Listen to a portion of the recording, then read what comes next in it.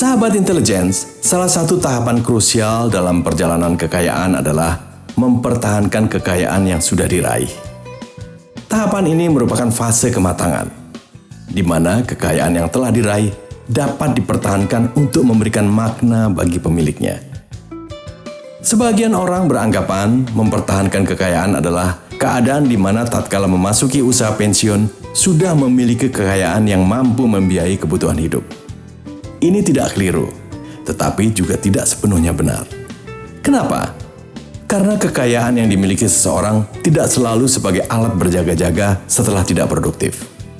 Dikala produktif sekalipun, jika seseorang sudah merasa cukup dengan apa yang diperolehnya, maka fase selanjutnya adalah mempertahankan.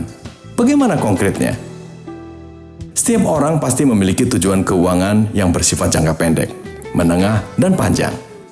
Bisa saja kemudian semua tujuan keuangan itu tercapai lebih cepat. Misalnya, tujuan keuangan jangka panjang adalah memiliki aset produktif dalam jumlah besar. Tujuan tersebut diharapkan dapat diraih tatkala berusia 55 tahun. Namun dalam realitasnya, bisa saja ada kalangan yang sudah mencapai tujuan keuangannya sebelum memasuki usia pensiun. Jika memang tujuan keuangan jangka panjang Anda sudah tercapai, maka ada dua pilihan berikutnya, yakni membuat tujuan keuangan jangka panjang yang baru, dan atau mempertahankan kekayaan yang ada agar bisa memenuhi kebutuhan Anda dalam jangka panjang. Katakanlah pilihan Anda adalah mempertahankan kekayaan.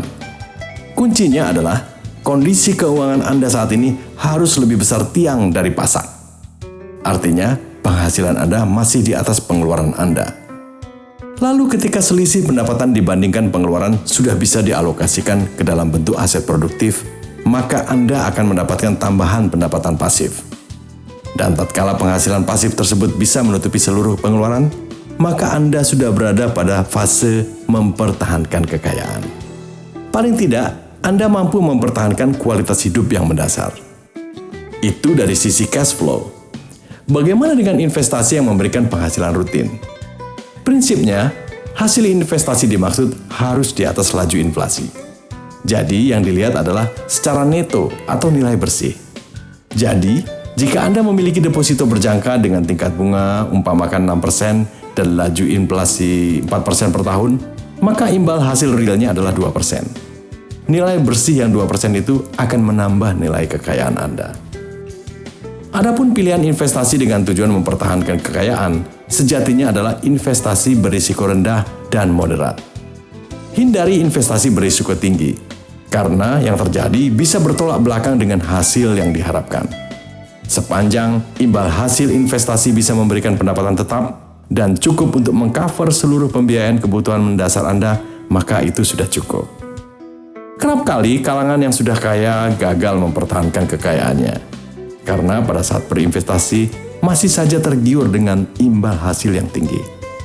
Sebagai contoh, jika Anda berinvestasi di saham, tentu tujuannya adalah untuk menumbuh kembangkan aset Anda. Dan ketika sudah meraih gain di atas tingkat bunga deposito berjangka, sebenarnya itu sudah bagus.